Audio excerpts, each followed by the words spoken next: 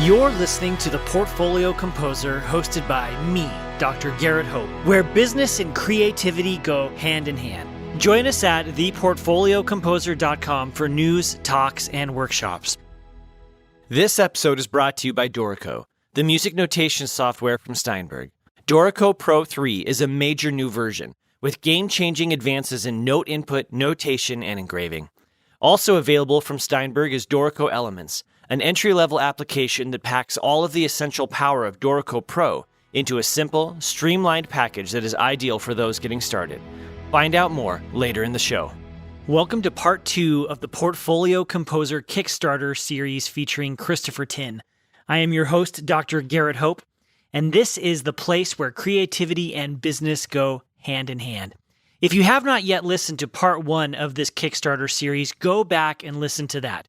That's where we introduce the idea of what we're doing here, and Christopher talks about his project, why he chose Kickstarter, some important things you need to consider as you build your crowdfunding programs and campaigns, and so on.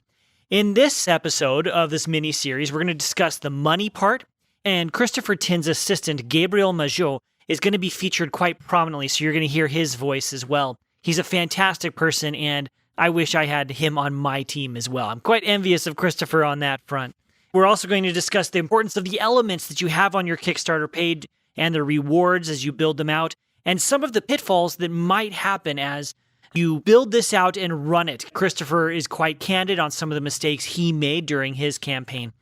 If you have not been to Christopher Tin's website, christophertin.com, I encourage you to go. You can find out more about this album, which is called To Shiver The Sky, and you can place an order for it. It's going to be amazing. Christopher is starting to release the music to his backers as it's becoming available, and the digital world premiere of all the music, the entire album, is going to be late in August, and you can find out more information on Christopher's website as well.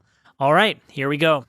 When you launched your campaign, you had a target dollar amount, I think, of $50,000. How did you come to that number? I chose $50,000 as my target amount because based on my previous album sales, I knew that I could hit 50,000 pretty reliably. Just because I have data on like how my last albums did. I sold around 50,000 pretty quickly. So that was achievable in my mind.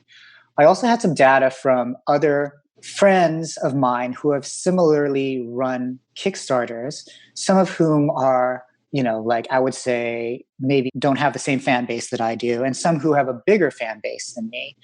And 50,000 seems sort of in that range, like right in the middle of that range. And so I thought, this is my target. And I just wanted to make sure I had something that wasn't going to be embarrassing because I didn't quite hit it, I think there's a couple of ways to look at choosing that target number. One, you could choose something super low. And if you hit that and you keep going, then you get this lovely sort of thing that says your project is now 425% funded or whatever, right? You can blow past your original funding goal, and that looks pretty good.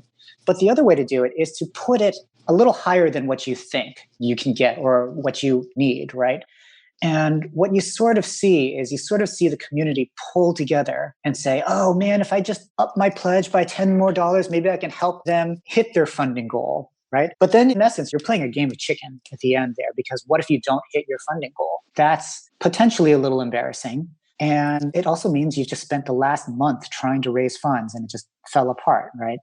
So it's kind of like two different strategies that one could employ. I decided to go with more of the safer route, pick a number I knew I could hit, and then anything above that would be just kind of a bonus. Well, 50,000 is still a pretty big number for most music projects. When I look at Kickstarter, a lot of the bands are asking for 1,000 to 5,000 for, to cover recording studio costs and maybe mastering costs.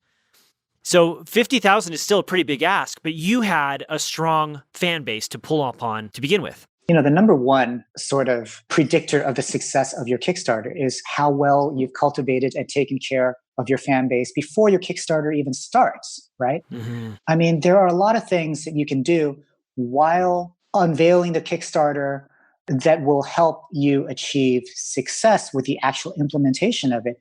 But a lot of times what it comes down to is just how popular are you and just how in demand is your music. But that's going to be the number one predictor, I think, of just how successful your Kickstarter is. At this point, the conversation turned towards the important elements that you need to have on your Kickstarter campaign website and things you need to consider as the elements of marketing this out. The video was the main thing. And for a good Kickstarter campaign, you need a good visual. So we spent a lot of time digging through Christopher's entire library of media data and videos of concerts, and Christopher doing this, and Christopher recording in Abbey Road, because that's what he has been doing for his past 2 albums. So having this data in my hand was really helpful when I was making this video, and telling the stories through the visual is something that Kickstarter is all about, really. People will most likely watch your video, maybe the 15 first seconds of your video, and not read all the text, or maybe just look for images and catchy GIFs, right? So that was the first thing, focusing on the video, really. How you communicate to your backers afterwards and the way you deal with updates. And actually, here is one of the challenges that we've encountered. Updates. How many updates do you make? Should you feel like you're spamming backers? Should you be really upfront? And should you tell them every day that something is going on and you're super excited because you just made another stretch goals or whatever? It's something that we had to discover as we go. I've had 2 experiences, successful experiences with Kickstarter before for my own band. You talked about this, Garrett. It was a very small amount. It was only to do some recordings and some new tours. Something around $3,000. So I had no expectations on how this campaign would go. And it's just, it's pretty unbelievable. So we had to adjust. Basically, that's what you do every day with Kickstarter. You adjust and you realize that, actually, backers are liking this in a better way. And they tell you it's a very transparent platform. The way to make everything compelling and make it great is to be responsive. I think that's the most important skill that you must have on Kickstarter. If something goes wrong, it's still okay. It's important to understand that it is a transparent relationship and we're all humans. And Kickstarter backers actually enjoy where you listen to them. And in order to listen to them and make edits, well, you need to make mistakes. You know what I mean? In that sense, it's a be experience and an adventure for everybody. So you got to be prepared and make it great at first. Good video, good content, good vision, and be very clear about it. But then on the long run, it's all about listening to their requests, desires, demands, thoughts, anything, really. Right. And now, did the 2 of you brainstorm together to set the reward levels? How did you make those decisions? Early on, when Gabriel and I were talking about how we were going to do this, I gave him a list of other people's Kickstarters to look at and pull ideas off of. And I told him, go look at my friend Penka Kuneva's Kickstarter and Eric Whitaker's Kickstarter, Maria Schneider's Pledge Music campaign, BT's Kickstarter campaign. These are all people I know. And I saw, how they went through it and like what challenges their campaigns faced as they were going through it, and also what some of the mistakes they made were. Like, there were some people who promised too much in their rewards tiers and ultimately wound up back pretty badly on them. We compiled a master list of every possible reward tier that was out there. And then I just sort of went through and said, yeah, this will work for me. Yeah, okay, this won't work for me. Yeah, I want to do this. I don't want to do this. And we just sort of whittled it down. There were some things where at first I was like, yeah, okay, yeah, sure, let's do this. And then I sort of let it sit in my gut for a few weeks. And then, I would reach out to Gabe and I would be like, hey, no, I changed my mind about this. I definitely don't want to do this. This makes me feel uneasy. Sometimes I think if you're doing a Kickstarter for the first time, you maybe get overeager about promising things. You don't think things through carefully, and you maybe are not prepared for the volume of response that you might get. And you make some promises that will kind of come back and bite you in the butt later on. I definitely have some of those on this Kickstarter. I mean, we promised to put anyone who pledged $25 or more, put their name in the liner notes of the CD. Well, that wound up being, God, Gabe, it's like, 2,000 names or something like that. Right? That's about it. Yep. Which is like, which in it's, I mean, that's a wonderful thing. Don't get me wrong. Yeah, but that's like 6 pages of liner notes. No, I know that at least, right? And there is a physical limitation to how many pages you can squeeze in one of those little booklets in a jewel case, right? Mm-hmm. Because if the booklet gets too big, if it's anywhere past like 24 pages or so, the booklet will not fit in a plastic jewel case. So now I'm like, I don't know what we're going to do. How are we going to do this? Like, we got to figure out a way to print everyone's name in some sort of paper format and cram it into a jewel case. So things like that, maybe you don't think through them carefully enough and they bite you in the butt. Or, for example, I think I've got, 11 associate producers on this now? Yeah. Something. But that was one of your highest priced tiers, though, too. That was one, actually there were a few tiers that offered that privilege. It's kind of like coming back at me and I'm just thinking, oh God, how am I going to do this? But you find a way. You got to do it, of course. Like, this is why people backed you up, right? The number one mistake you can make is not finishing your project. Right. And just disappointing everyone. And the number two mistake is just like not fulfilling what you said you were going to do, because these are your fans and your customers and they're your livelihood long term. And you really have to take care of them. You got to treat everyone like they're special. This episode is sponsored by Dorico, the future of scoring. And we want to feature real Dorico users so you can know that real composers out in the world today are using Dorico to make their careers happen. I'm Nathan Howe. I do mostly choral music because of flows, because it thinks in flows.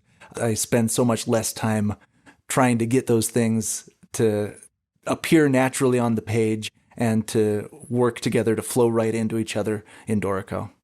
Maybe I want to add an extra beat. In other programs, if I do that, I break a lot of things and I have to go do a lot of cleanup. Dorico will automatically adjust note lengths. It knows that note goes for a certain duration and it'll give me the best look for that duration based on the presets that I've told it to do. When I'm writing for piano, the way Dorico handles voices is so good because so often you don't need a voice for very long. You need it just for, a suspension that happens in the right hand. And then you don't need that voice for the rest of the piece. You can turn it on and off at will, and you don't have all these rests hanging out that then you have to hide. You can just start the voice where it starts and end it where it ends, and it's done. I can compose in Dorico. For me now, I compose directly into Dorico more often. I still use pencil and paper once in a while, but I'll compose into Dorico because my workflow is fast enough that it can keep up with what I want to do. It's faster for me than writing it out longhand to start.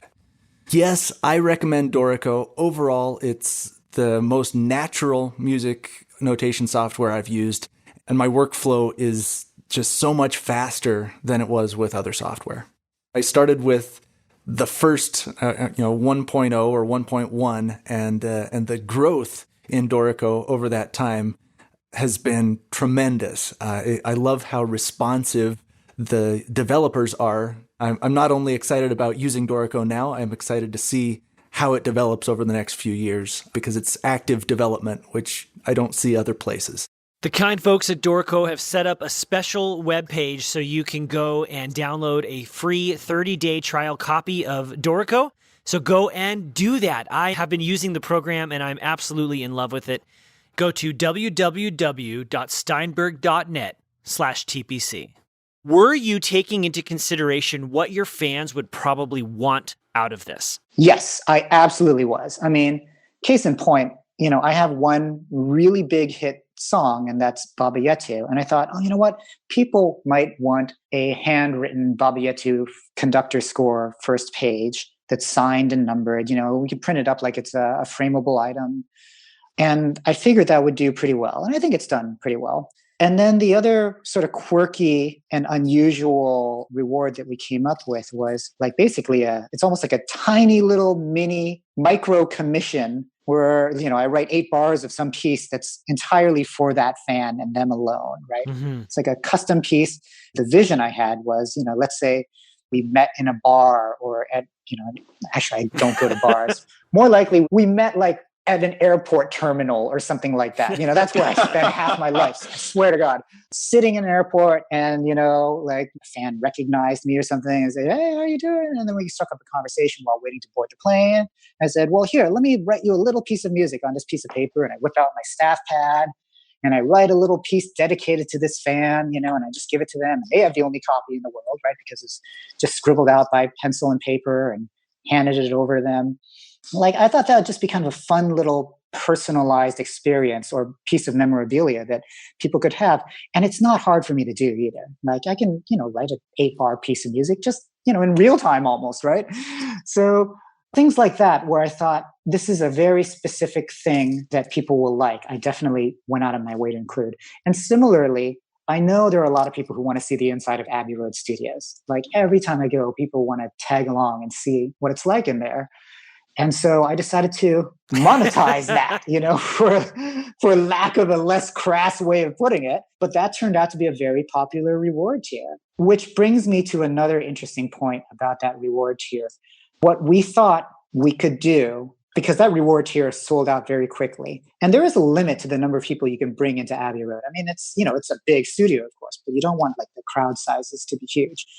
But one of the things that I decided to do, which I sort of dropped the ball on communication-wise, was rather than just record the album in one day at Abbey Road, which is actually financially more advantageous to me, I thought, well, since all these Abbey Road spots sold out quickly and we want to give more people this experience, why don't we actually record over 2 separate days instead at Abbey Road? That way we can add more slots for people who want to join.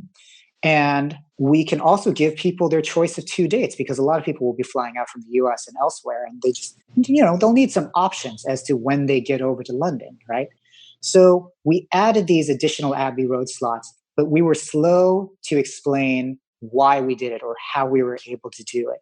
And I got an email from a chorister who's actually sung my works before and a big fan of mine, even a Facebook friend of mine, actually, who had pledged for Abbey Road. She was like, "Chris, you realize that a lot of us pledged for this thinking it was an exclusive experience, and suddenly you've doubled the group size?" Well, that set off like panic bells between me and Gabrielle. Like, we were just like, oh God, like we didn't tell them like we were doubling the number of sessions, right? So we frantically went back and we made a new update saying, hey, this is the reason we're able to add more Abbey Road slots. We're doubling the number of recording dates, should give you more options to attend. The group sizes will stay the same, if not get smaller. There was certainly like a few hours of damage control that we had to do just because of bad communication on our part, right? Right. So, these are the mistakes that you sort of make as you go along. They're not catastrophic. You can talk to people as long as you're fast and communicative and reasonable and explain why you did things. People will sort of give you the benefit of the doubt, I think. Well, they're your fans first. And as long as you're in communication, it's going to be okay. They're your fans first. Exactly. And I mean, your fans' trust is something that you have to maintain over long stretches of time. And if you've been doing that all your career and just, shown them, hey, you can be responsive to them and so forth, like they will trust you even more, right? Mm. If you have a record of being not communicative and ignoring your fans and whatnot, they're not going to give you as long of a leash. I was pretty surprised that we got $10,000 backers and we got all 3 of them filled out. And I think what I realized, the people who backed my project, a lot of them at the 10,000 level, a lot of them, the reason they backed it was because there was also an executive producer credit attached to it. And for some people, this is the ultimate way of attaching yourself to an artistic project. If you yourself are not creative, right? To be an executive producer, that's a powerful title, I think. And of course, these $10,000 backers got all sorts of stuff. They go to Abbey Road, they go to Carnegie, they go to, all the other sort of reward tiers that I was offering. Like, it's a full-on be my best buddy for the next few years and beyond experience, which is what I intend for it to be. In a way, giving credit on the project as an executive producer or as an associate producer, that helps. That helps move those slots. Now, in the other category of rewards that I thought, people would love to be a part of this and actually didn't move at all, I'll say, this is maybe one quirky thing that you'll see on my Kickstarter that you won't find on a lot of other classical musician Kickstarters, but I'm actually selling some gear from my studio. I had a keyboard listed, which sold. And the guy who bought it is actually, he works at a game company just down the street from my office. So it's actually pretty cool to be able to meet him in person. But I was also selling some synthesizers that I'd used on some game scores, and the people just weren't interested at all. And I'll tell you why I got this idea. I got this idea because one of my friends, BT, he ran a Kickstarter for, I think he raised $254,000. Like he's, I think, number 12 on the all-time music Kickstarter list. I'm number 18 now. And he was selling his synths, and people were buying them.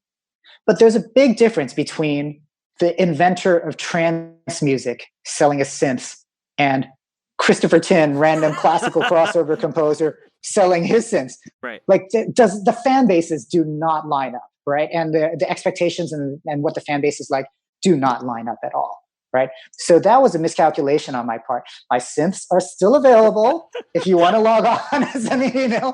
But right now, at this point, they're probably just going to go on eBay at some point. I thought that would be kind of appealing to people. Likewise, I thought that being a commissioner of one of the movements would be appealing. And, I'll give a little more information on this particular reward tier, the Kickstarter Commissioner $6,000 tier. Mm-hmm. I only had one backer, and I thought I was going to get a lot more. And that's because I was looking at Maria Schneider's Pledge Music campaign, where she actually has commissioner status on a lot of her reward tiers. And she seems to sell out of those pretty quickly. And I'm not sure how she priced them or what she did differently. But these were commissions whereby people were contributing just to get their name attached to an original piece of hers. And I don't think there were premiere rights or anything like that we normally associate with the concert commission attached. I think it was purely for just attaching your name and being involved in the creative process of those particular movements. But in my case, my commissioner tier started out as, I'm going to write a piece for you and your ensemble, and you'll get the world premiere rights, and your name will be attached to all editions of the sheet music.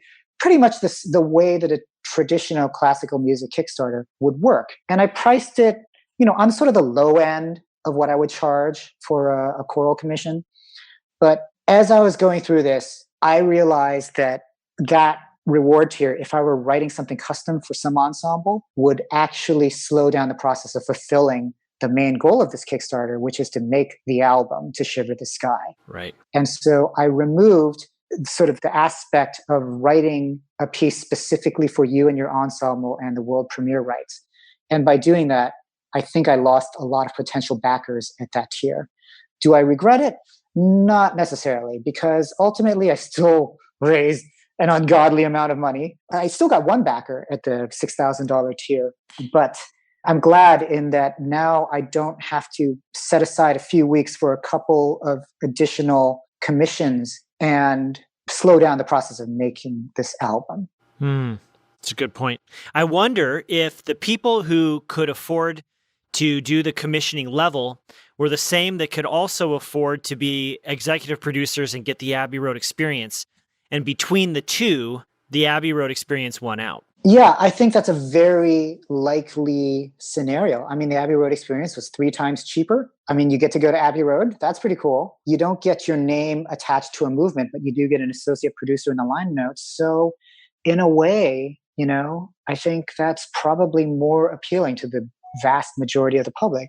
And likewise, maybe the vast majority of the public doesn't understand what the institution of being a commissioner is, right? Mm-hmm. The vast majority have not ever been confronted with that possibility. But they get the idea of getting an associate producer credit in album liner notes. Much as we like to construct these things around what we want to do and what we understand or what we think we understand, there needs to be a certain amount of putting yourself in the public's shoes and asking, what do they actually want out of this? This fan who brought to light her concerns about you adding more Abbey Road spots. And it relates to scarcity. And if you've read anything about sales, especially online sales, scarcity is a great way to drive people to purchase. And we can do scarcity through a clock, and Kickstarter has a countdown timer, right? There's a day you can contribute and then you can't. And there's availability. And you actually took advantage of both, and then you violated the rules of scarcity. And that seems to have been what was happening with your fans. So can you react to that at all? Do you agree or disagree? Well, in a way, I wish we had this conversation like a month ago, Garrett, because this is my first time hearing that theory. And I would have done well to heed the advice, I think. The cardinal sin, I think, that I committed was I added more slots of something that people thought were scarce. And in essence, when you're setting up the Kickstarter early on, you're just picking arbitrary numbers. I could have easily said, oh, there are going to be 20 Abbey Road slots. I could have booked multiple sessions from the get-go, could have made it very clear. But instead, I just randomly picked an arbitrary number. And then that came back to bite us in the butt later on. I would think if you're offering things with limited availability, you got to be really careful and adhere to that and plan in advance. Just really think it through, because you might find that you sell out, and that might actually have been one of your more lucrative reward tiers.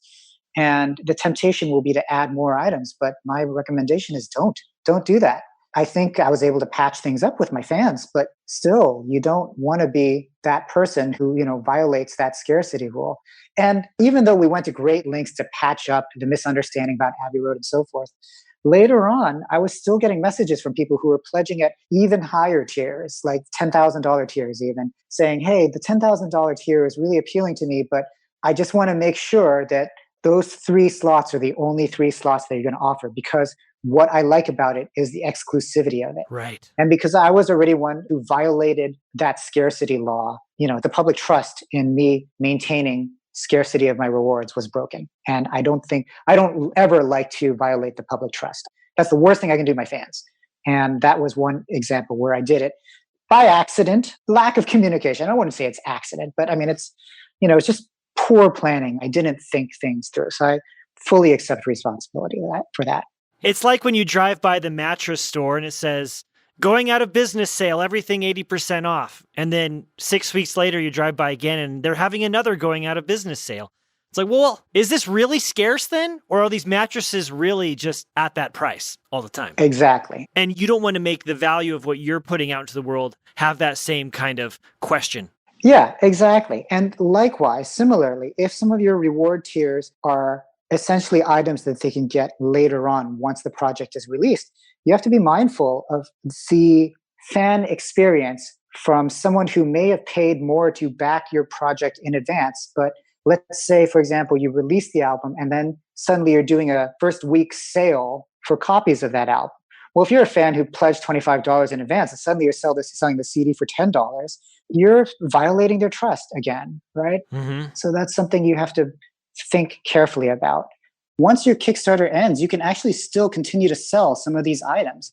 Once the campaign ends, you create a little link that says, items are still available on your webpage, and then you just sell them the same way you would sell a CD off your own webpage or something.